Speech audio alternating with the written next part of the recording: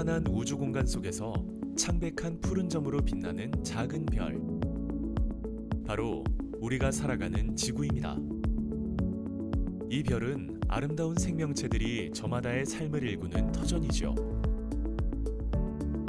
건강한 숲은 인류가 살아갈 수 있는 가장 귀중한 터전이었습니다.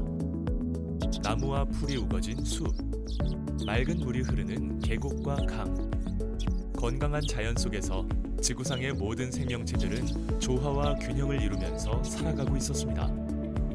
인간은 자연 속에서 살아가는 법을 터득하면서 땅을 일구고 집을 지으며 모여 사는 마을을 만들기 시작했죠. 농사를 기반으로 한 정착 생활로 사람들의 삶은 보다 풍요로워졌습니다. 마을은 점점 커져 도시가 되었고 사람들은 일자리를 찾아 도시로 몰려들어 나무와 풀로 무성했던 숲은 사라지고 그 자리엔 집과 공장들이 들어찼습니다. 이후 산업혁명과 급격한 도시화를 거치면서 삶의 환경은 점점 열악해졌고 심각한 대기오염, 오폐수로 인해 썩어가는 하천 등 도시의 위생 문제가 한꺼번에 드러났습니다. 도시는 성장하고 커졌지만 삶의 질은 형편없는 수준으로 떨어졌죠.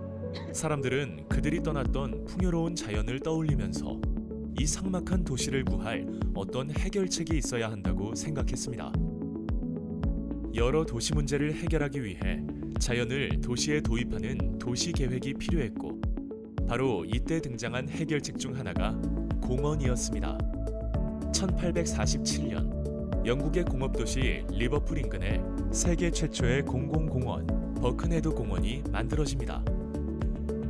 뉴욕의 상징이자 세계적으로 유명한 센트럴파크도 이 무렵에 등장했죠. 그리고 센트럴파크의 설계자 옴스테드는 이때부터 조경가라는 용어를 사용하게 되었습니다. 예부터 도시에는 아름다운 궁전과 멋진 정원이 있었지만 왕이나 귀족들의 전유물이었고 정원사들이 이들의 정원을 가꾸고 관리했습니다. 센트럴파크 이후 등장한 조경가는 개인 소유의 정원이 아닌 공공을 위한 공원을 설계하는 전문가로 자리 잡게 됩니다. 공원이 도시 환경을 개선할 수 있다는 센트럴파크의 교훈은 전 세계로 전파되었고 대도시 곳곳에 자연을 누릴 수 있는 공원이 들어서게 되었죠. 그리고 조경가들은 개별 공원을 만드는 데만 그치지 않고 공원과 공원, 공원과 물길, 숲길을 연결하는 도시의 유기적인 시스템을 구축하기 시작했습니다. 유명한 에메랄드 네클리스는 조경가들의 주도로 1870년대 보스턴에서 구축하기 시작한 도시계획 프로젝트입니다. 이 프로젝트는 세계의 여러 대도시에 영향을 주면서 도시의 공원과 녹지를 서로 연결하는 이른바 파크 시스템으로 진화했습니다. 그 중심에 조경가가 있었죠. 최초의 공원이 탄생한 지 170년, 우리나라에서도 조경 분야가 시작된 지 50년이 흘렀습니다. 현대 도시에서 조경의 역할은 무엇일까요? 오늘날 조경은 도시의 큰 틀을 결정하는 도시 계획에 참여하여 지속 가능한 도시를 만드는 데 앞장서고 있습니다. 빌딩 숲으로 가득 찬 도시에서 녹색 공간을 조성하고 누구나 누릴 수 있는 아름다운 공간을 만드는 일을 하고 있죠. 지금도 우리 도시에는 공원이 많이 부족합니다. 조경은 도시 곳곳에 크고 작은 멋진 공원을 만들어서 가치 있는 오픈 스페이스로 기능하게 합니다.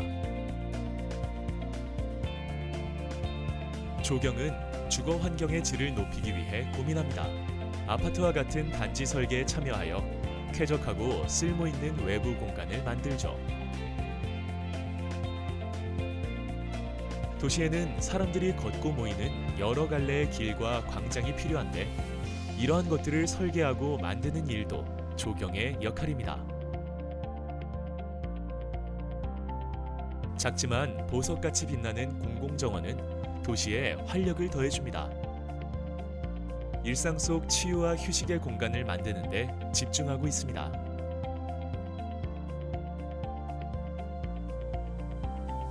땅을 새롭게 개발하고 발전시키는 것도 중요하지만 나무와 풀이 자라는 숲을 건강하게 보존하고 훼손된 생태계를 복원하는 일에도 적극적으로 참여합니다.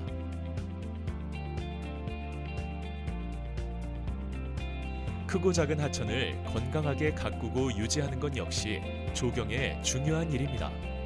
도심 속 여유를 즐길 수 있는 수변 공간을 통해 시민들의 삶의 질을 높여주죠.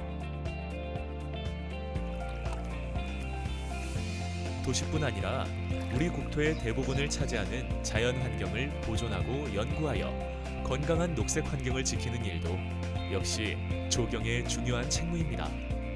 이처럼 우리가 사는 도시와 국토를 아름답고 유용하며 지속 가능하게 만드는 일에 조경가, 조경연구자, 시공 전문가를 비롯한 모든 조경인들이 다 같이 힘을 모으고 있습니다.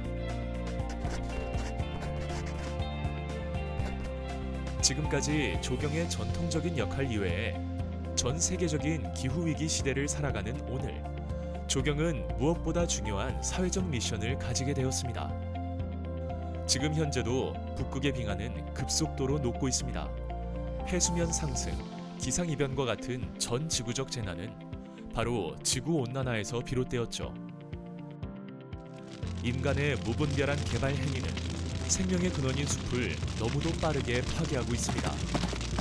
숲이 사라지면서 동식물의 건강한 서식처가 파괴되었고 그 참혹한 결과는 결국 우리들을 겨냥하고 있답니다.